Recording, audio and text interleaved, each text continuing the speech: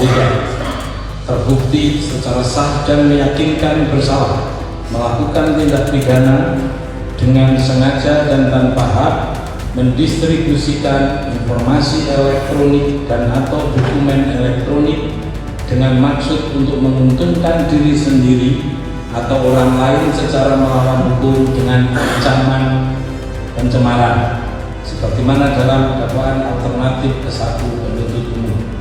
2. Menjatuhkan pidana kepada terdakwa tersebut oleh karena itu dengan pidana penjara selama 3 tahun dan 6 bulan dan denda sejumlah 10 juta rupiah.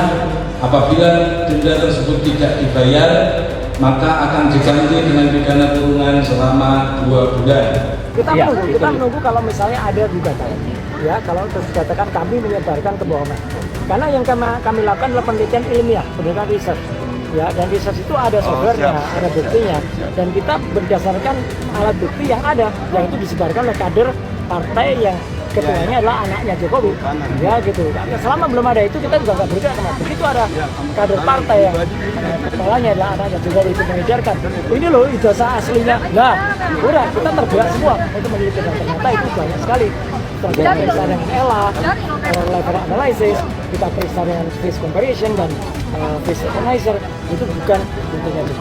Ya. Lalu untuk rencana selanjutnya mau ke Solo? Ya, besok teman-teman ada yang di Solo pagi. Ya, saya terus terang memang dari awal saya sudah bilang kebetulan saya Rabu itu ada acara, saya nggak membersamai. Tapi insya Allah kita semua terus kontak, terus bersama-sama. Jadi moga-moga besok bisa ditunjuk. Kalau besok nggak ketemu, misalnya besok nggak bisa ditunjukkan, ya udah itu terserah masyarakat. Kalau domain akademik, tugas kita menjelaskan berdasarkan data. Terus seseorang yang memang tercatat, yang itu memenuhi prosedur berdasarkan tridharma, berdasarkan dokumen yang ada, seperti yang dijelaskan oleh Ibu Meneng, memang itu kenyataan. Di luar itu bukan domain kami, dan spekulasi atas itu semua sebetulnya membuat kita terlalu larut. Atas dasar itu kami mohon dengan hormat, tadi juga alumni juga, kebetulan 3 yang bertanya itu sudah alumni. Dan saya percaya pertaruhan kita pada integritas. Integritas dalam arti publik juga melihat dan publik menyoroti atas itu, dan kami tidak ingin juga berspekulasi lebih jauh. Jadi domain kami itu, dan kami meyakini juga di dalam proses ini kita bisa berdiskusi lebih jauh, lebih dalam, dan kami membuka diri atas itu semua. Dan tentu Universitas Gadjah Mada selalu berpegang teguh pada prinsip integritas itu. Integritas dalam arti kita punya values, nilai, dan Universitas Gadjah Mada ini milik rakyat Indonesia, milik publik, dan kita punya koridor. Kami tidak ingin juga diseret lebih jauh pada urusan politik seperti blocking dan seterusnya. Kalaulah memang ada hal-hal yang kita berbeda pendapat, berbeda pandangan, mohon dengan hormat kita bisa selesaikan dengan ukuran akademik. Dan dasar itu kita punya koridor, dan kami juga terima kasih. Misalnya, kalaulah niatan baik untuk melakukan klarifikasi dan terbuka itu, tetapi ada otoritas yang juga harus dihormati, sehingga ada entah itu peraturan, entah itu etik dan seterusnya. Sekali lagi itu poinnya, dan terima kasih. Baik, terima kasih atas kehadiran Bapak Ibu semuanya, wartawan semua. Saya menjelaskan sedikit saja ini berkaitan dengan teknis, bahwa tadi telah disampaikan oleh Bu WR bahwa seseorang, ya dalam arti mahasiswa yang telah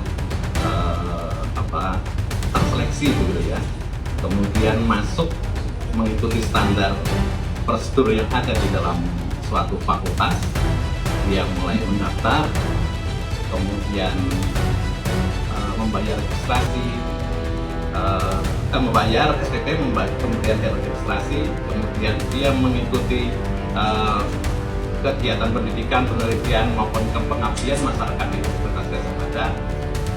Setelah itu maka dia layak untuk diberikan ijazah. Nah, dalam konteks Pak Jokowi ini kami juga memiliki dokumen, dan kami bicara berdasarkan dokumen itu bahwa beliau mulai dari registrasi pendaftaran di UGM sampai menempuh pendidikan, mengambil mata kuliah, kemudian dia KKN, ujian skripsi, kemudian itu dipertahankan di depan penguji, dinyatakan lulus. Akibatnya yang bersangkutan akhirnya kita beri dokumen surat ijazah. Jadi tentu ijazah ini yang memegang, ijazah asli yang memegang adalah Pak Jokowi. Ya, jadi kami hanya memegang kopiannya saja. Kalau skripsi asli karena dalam proses pembuatan skripsi itu ada skripsi yang dikopi menjadi beberapa eksemplar begitu ya. Yang ditinggal ke kami ada beberapa, kemudian yang dibawa mahasiswa juga ada.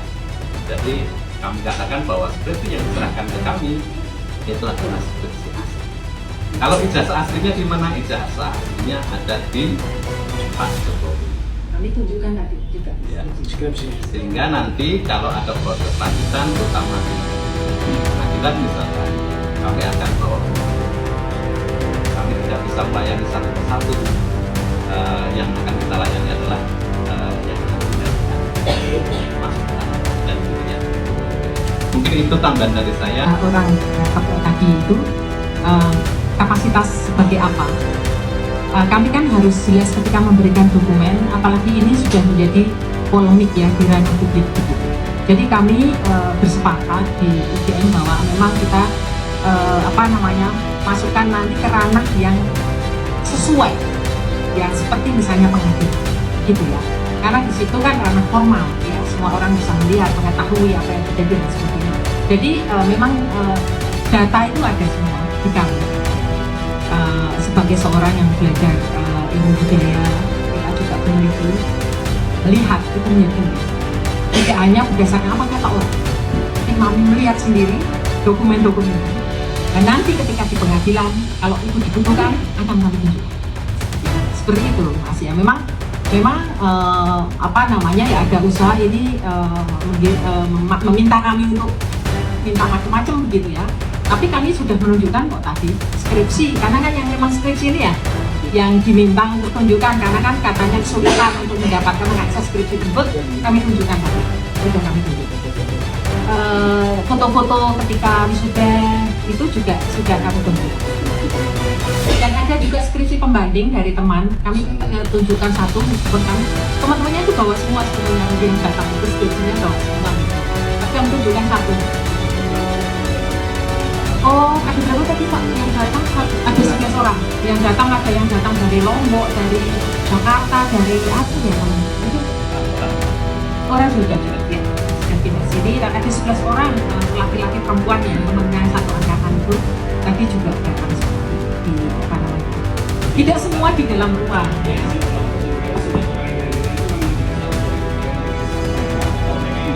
Mereka datang sendiri dengan biaya sendiri gitu ya, karena mereka sebetulnya yang concern ya sebagai seorang alumni, kemudian dalam konteks ini kan UGM seperti dijadikan sebagai langkah kontestasi ya, mereka concern ya, kemudian mereka datang atas inisiatif sendiri. Baik.